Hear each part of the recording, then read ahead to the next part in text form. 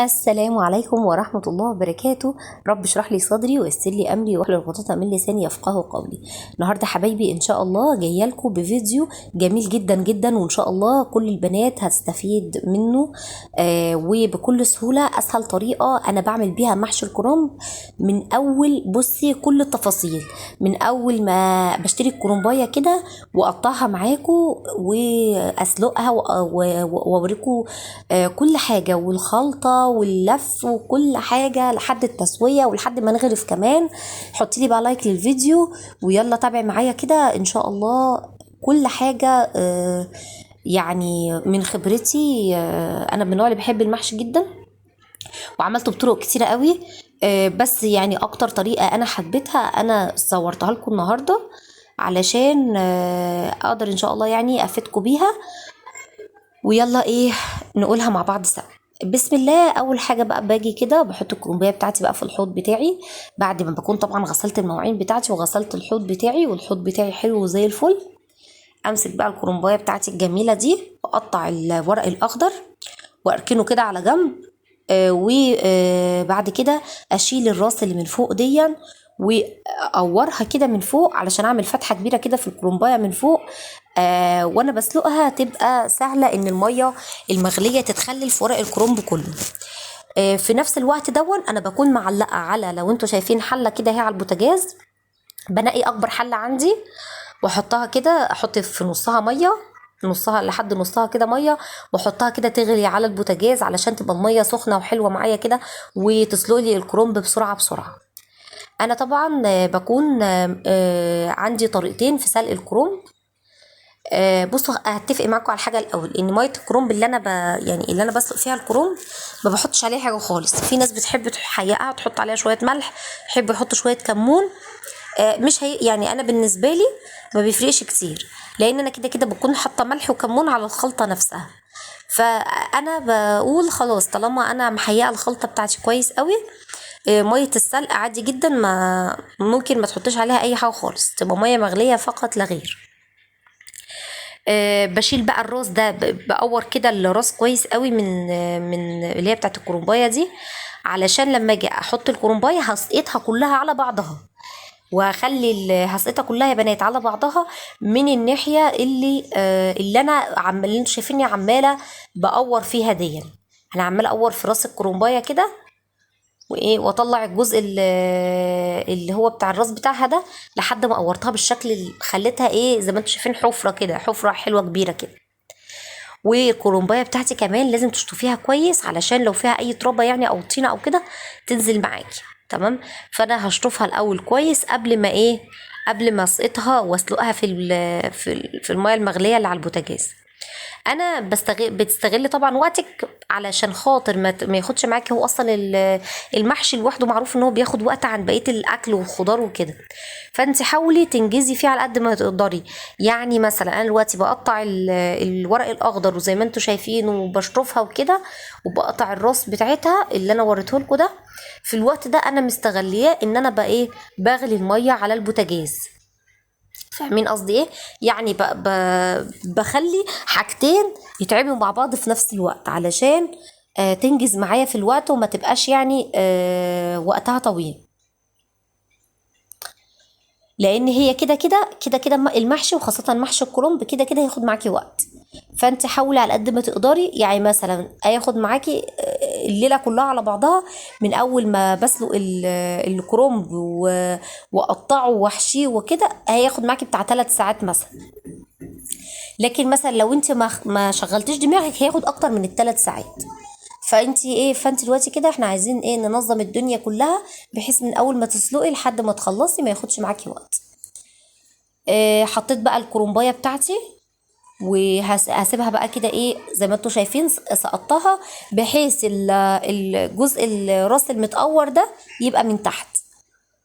وبعدين شويه وهمسك بقى معلقتين كبار كده وهقلبها بيها، يعني دقيقتين كده واقلبها على الوش التاني. يا رب يكون الصوت اللي انا بسجله دون ماشي مع الصورة، علشان يا رب يعني يكون المونتاج ظابط معايا وما يحصلش المشكلة اللي ساعات بتحصل في بعض الفيديوهات وللاسف طبعا بتخلي الطريقه مش واضحه. فيا رب يعني كده، يا رب يكون المونتاج ظابط معايا، ويكون الصوت ان شاء الله ماشي مع الصوره. فبقلب بقى الكرومبايه كده على بعضها بحالها كده بمعلقتين الكبار دول، بسندها كده وايه، واسيبها قيمه دقيقه كده على الوش التاني. وخلاص انا اصلا كده كده مش هتك عليها في السلق قوي، لان انا مش هبرد الكرنب. في طريقتين لسلق الكرنب. في طريقه ان انت بعد ما تسلقيها كده في الميه المغليه تطلعيها في ميه بارده، ودي طريقه انا كنت بعملها زمان. بس الصراحه من ساعه بقى ما اتجوزت ويعني معايا مازن صغير وكده ويارا برضو يعتبر مش كبيره قوي، فلازم ان انا اخلص الحاجه يعني بسرعه، ما تاخدش يعني وقت معايا كتير في المطبخ وكده. وطبعا ده حال الامهات كلهم، ربنا يبارك، خاصه اللي معاها اطفال. فالطريقه الاسهل انك انتي ما تتكيش عليها قوي في السلق، وتطلعيها على طول على مصفى كده. انا جبت مصفى وتحتها الصينيه، عشان طبعا هتنزل ميه، فما تنزليش الميه على البوتاجاز وتبهدل بوتاجازي. فحطيت الصينيه وحطيت فوق منها المصفى، وفضلت كده اطلع بالمساكه واحده واحده من الكرنبايه على المصفى دي على طول، من غير ما ابرد الكرنب ولا اي حاجه. علشان انا ايه، زي ما قلت لكم، ما اتكتش عليها، ما سبتهاش مده في الميه المغليه، لا، يا دوبك هما ما فيش دقيقتين كده على الوش ده ودقيقه على الوش ده، يعني 3 4 دقايق بالكتير. وبدات ان انا اطلع الورق، حتى هتلاقوا الورق مش مهري ولا اي حاجه، لسه ماسك نفسه، ويا دوبك بس لان معايا. بطلعه كده يتصفى على المصفى دي. اللهم صل وسلم وبارك على سيدنا محمد وعلى آله وصحبه أجمعين.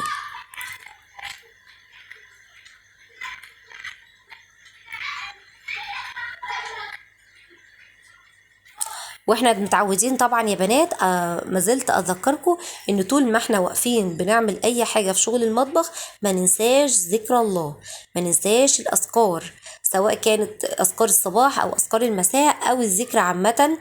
آه سبحان الله والحمد لله ولا اله الا الله والله اكبر. سبحان الله 30 حسنة، والحمد سبحان الله ولا إله إلا الله والحمد لله، الحمد لله 40 حسنة. تمام. سبحان الله والله أكبر كل واحدة 30 حسنة، والحمد لله رب العالمين 40 حسنة. ده كان حديث عن الرسول صلى الله عليه وسلم، كنت قرأته قبل كده، فحبيت برضو ان انا افيدكم بالمعلومة. كمان الاستغفار: اللهم أنت ربي لا إله إلا أنت، خلقتني وأنا أمتك، وأنا على عهدك ووعدك ما استطعت، أعوذ بك من شر ما صنعت، أبوء لك بنعمتك علي وأبوء بذنبي، فاغفر لي فإنه لا يغفر الذنوب إلا أنت. كمان إن شاء الله في دعاء بإذن الله هنبقى نقوله في العشر الأوائل من ذي الحجة، إن شاء الله بإذن الله هنبقى نتذكره مع بعض في الفيديوهات الجاية إن شاء الله. وأقوال مأثورة عن النبي صلى الله عليه وسلم. وكان أكثر دعاء النبي صلى الله عليه وسلم: ربنا آتنا في الدنيا حسنة وفي الآخرة حسنة وقنا عذاب النار. ده كان أكثر دعاء النبي صلى الله عليه وسلم. تمام. هنا بقى كده طلعت الكرنب بتاعي كله وقفلت على البوتاجاز بتاعي، خلاص أنا كده مش هحتاج المية المغلية دي تاني. وجبت بقى شفشق الطماطم وقطعت فيه طماطم، شوية طماطم حلوين حمر كده عندي، ونص قرن فلفل أحمر، بيعمل برضو، بيحمر لي برضو الصلصة وبيخليها لي إيه، طعمها جميل. انا بحب اخد نص قرن الفلفل اللي من الديل. تمام. ما لان انا مش عايزاه سبايسي قوي، انا عايزاه يعني ما يكونش برضو طعم الشطه باين قوي علشان خاطر الولاد وكده. فبحب اخد بس يعني نص قرن الفلفل كده الاحمر اللي هو النص الديل ده. وضربت بقى القوطه بتاعتي. طبعا الطماطم بتاعه المحشي ما بتتصفاش يا بنات. تمام. ما بتتصفاش لان احنا بنبقى بنحبه يبقى احمر كده، وقشور الطماطم دي لما تبقى ظاهره كده في صباع المحشي كده بيبقى طعمها جميل. وحطيت بقى كده، انا هعمل محشي ني في ني، دي بصراحه من احلى الطرق. حطيت بس صلصه الطماطم تنشف على البوتاجاز بدون اضافه اي حاجه. هنا بقى حطيت الوراك وسبتها تتنقع في خل وليمون. وكان معايا كده عروش الكرنب دي، حطيتها كده في ميه المخلل اللي عندي، وغمرتها كده بايدي كويس في ميه المخلل. وطبعا هغطي العلبه دي واحطها في التلاجة. بحب كده احط الكرنب، عروش الكرنبايه دي بيبقى طعمها حلو قوي قوي في المخلل، واستفيد بيها بدل ما ارميها. الكرنب بقى، امسك الورق الكرنب بقى، طبعا كان هدي معايا كده شويه. مسكته بقى، قطعته بالشكل اللي انتوا شايفينه ده، وعملت الاكوام دي كده، وفرستها طبعا الورق الاخضر لوحده والابيض لوحده. والخضره بتاعتي برضو غسلتها وظبطتها كده، علشان بقى ايه في الكبه افرم بقى البصل بتاعي ومكونات المحشي. فمسكت بقى الكبه بتاعتي، فرمت فيها البصل. بصراحة الكبة دي ما شاء الله جميلة يا بنات، انا لسه كنت جايباها قريب. اللي هي تورنادو دي حلوة قوي. فيها بتفرم لك الخضروات كلها تمام، وتنعم لك اللحم. ففرمت فيها الخضرة اللي هي بالشبت والكزبرة والبقدونس. كنت جايبة حزمة وحزمة وحزمة، حزمة شبت وحزمة بقدونس وحزمة كزبرة. فرمتها في الكبة زي ما انتوا شايفين، ما شاء الله طالعة جميلة. وفرمت كمان فيها البصل. وهضيف بقى المكونات المحشي كلها على بعضها. جبت بقى في طبق صلصه الطماطم، كانت خلاص نشفت على البوتاجاز. وما انساش اقول لكم على حاجه مهمه قوي قوي قوي. الطماطم وانا بنشف صلصه الطماطم وانا بنشفها على البوتاجاز، بضيف لها معلقه صغيره من السكر ومكعب من مرقه الدجاج. تمام، هم دول الحاجتين فقط اللي انا بضيفهم على صلصه الطماطم وهي على النار. لكن بقيه المكونات بحب اضيفها كده ني في ني. بضيف ايه بقى على صلصه الطماطم بعد ما خدتها من على البوتاجاز، بحط عليها الخضره بتاعتي، شبت وبقدونس وكزبره، البصل المفروم. فرمت تقريبا 3 بصلات متوسطين كده يعني في الحجم. وهنحط بقى شويه زيت حلوين، كتري في الزيت حلو قوي في المحشي. طبعا زيت حلو كريستال ده جميل، بيبقى نضيف كده وطعمه حلو. حطيت بقى شويه زيت حلوين كده. وهحط بقى البهارات بتاعه المحشي بتاعتي. انا طبعا حاطه مرقه دجاج زي ما قلت لكم، معلقه سكر صغيره في الصلصه وانا كنت بنشفها على البوتاجاز. حطيت بقى الرز بتاعي، هحط تقريبا نص كيلو من الرز، اللي هي كوبايتين ونص يعني من الرز. هو النص كيلو بيعادله كوبايتين ونص من الرز. والملح هظبط الملح بتاعي، ما كتروش برضو قوي علشان انا حاطه مكعب مرقه، فاحط معلقه صغيره بس من الملح. عشان مكعب المرقه اصلا خديها كده قاعده، انا بقول مكعب مرقه الدجاج ده يعادل نص معلقه ملح كبيره يعني. فباجي بقى اخلي بالي وانا بحط الملح بتاعي في الخلطه ما زودوش قوي. ورشه فلفل اسمر، والكمون، طبعا المحشي بيحب الكمون جدا، والكزبره الناشفه. انا الصراحه حابه قوي ما شاء الله طقم التوابل ده، انه تحت ايدي كده على الرخامه، بيسهل عليا ان انا افتكر التوابل بتاعتي، وان هو لونه شفاف، فبكون شايفه التوابل بتاعتي كلها، وابقى عارفه ايه ال وابقى عارفه يعني ده ايه، ده برطمان ايه، ده برطمان ايه كده. وجنزبيل، حابه تحطي قرفه حطي، بس انا الصراحه بحط رشه جنزبيل بس كده. وكمون طبعا، حطي معلقه كبيره من الكمون المطحون طبعا. وكمان هحط نعناع ناشف، معلقه كبيره برضو حلوه من النعناع الناشف. وبصل بودر وتوم بودر، الحاجات دي حلوه بتطعم لك المحشي حلو قوي. وبابريكا، يعني كل البهارات اللي تحبي طعمها كده في المحشي. ده النعناع الناشف، تفركيه كده كويس بايدك، علشان يعني كنت منشفاها انا عندي في البيت وكده، فبتأكد ان هو يبقى يعني مفروم ناعم.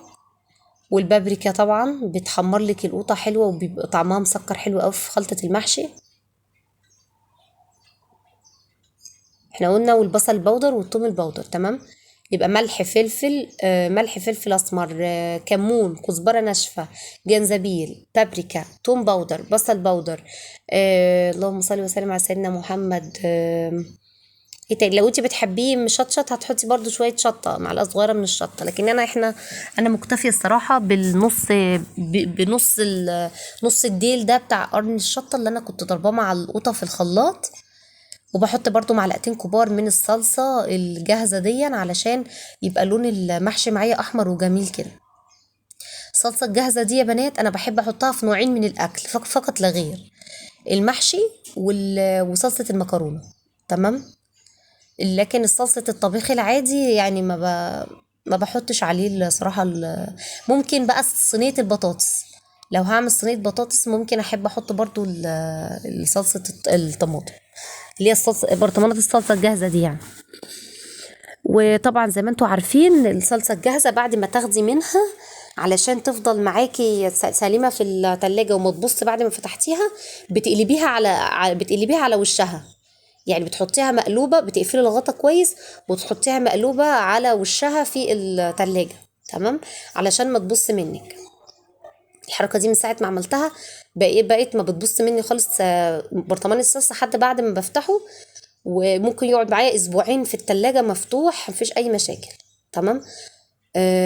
هنا بقى الكرنب بقى بدأت ان انا سميت بقى بسم الله، وجبت الحلة بتاعتي اللي انا كنت منشفة فيها القوطة معاكم. تمام. حطيت هرص بقى فيها محشي الكرنب، الفه كده واحطه. هسيبكم بقى شوية كده على ما الف الكرنب ده كده، افتكروني بقى بدعوة حلوة. ما قدمنا وما أخرنا وما أسررنا وما أعلنا، اللهم آمين. رجعت لكم تاني يا حبايب قلبي. حبيت كده يعني نعمل فاصل كده في النص، حاجة كده أنشودة دينية كده تريح نفسنا كده ونفسيتنا، وتخرجنا كده شوية من هموم الدنيا وتحسسنا كده بالروحانيات الإيمانية. سبحان الله. فهنا بقى قلت يعني ايه اسليكوا كده شويه وانا بلف محشي الكرنب عشان ما تزهقوش مني بقى، وما تنسوش تعملوا لي لايك ان شاء الله ودعوه حلوه كده، دي اهم حاجه عندي. الكومنتات بتاعتكم بتفرحني جدا جدا جدا، ما تتخيلوش قد ايه. بحب اشكركم كلكم والله، يعني انا والله العظيم انا خايفه انسى حد يعني. بشكر طبعا براءه بنت اختي، ربنا يبارك فيها يا رب. حبيبه قلبي لمار، صاحبه قناه وصفات وابتكارات لمار، حبيبه قلبي اللي متابعاني وانا بموت فيها وفي قناتها. حبيبه قلبي كوكي، مطبخ كوكي، حبيبه قلبي يا رب يوفقهم يا رب جميعا. لؤلؤه لايف، صاحبه قناه لؤلؤه لايف، مدام لبنى. انا خايفه انسى حد والله يا حبايب قلبي يعني. طبعا حبيبه قلبي، اخت جوزي وحبيبه قلبي اللي دايما مفرحاني بتعليقاتها الجميله. والله يعني خايفه انسى حد والله، ما شاء الله عليكم كلكم، ربنا يديمكم نعمه في حياتي يا رب. انا بحب يعني ادخل اصلا اقرا تعليقاتكم. وبرضو طبعا طنط جميلة طبعا صاحبة ماما، ربنا يبارك فيكم يا رب جميعا. كل دول يعني فوق دماغي من فوق، ومتابعتكم شرف ليا والله. حماتي حبيبتي، بس هي مش بتعرف الصراحة تكتب لي تعليق، بس دايما تعليقاتها الجميلة يعني تتصل عليا وتقول لي، وبصراحة دايما بفضل الله ثم بتوجيهاتهم والله الحمد لله رب العالمين، الحمد لله. الحمد لله فيديوهاتي في تطور الحمد لله. بألف هنا وشفا بقى كده. احنا كنت خلصت الأكل، عملت بقى زي ما قلت لكم الوراك، كنت سلقتها، والشوربه استفدت بيها بقى ان انا سقيت بيها المحشي. ما شاء الله المحشي بتاعي كان استوى اهو، وما شاء الله زي ما انتم شايفين الصوابع مش مهريه ولا اي حاجه، وجميله كده ومحمره كده ولذيذه. بألف هنا وشفا. يا سلام بقى وهي سخنه كده بقى تحطي على وشها معلقه سمنه بلدي. وعملت بالشوربه لسان عصفور وشويه المخلل بقى اللي يفتحوا النفس. يا رب يكون الفيديو عجبكم يا حبايب قلبي، والسلام عليكم ورحمة الله وبركاته.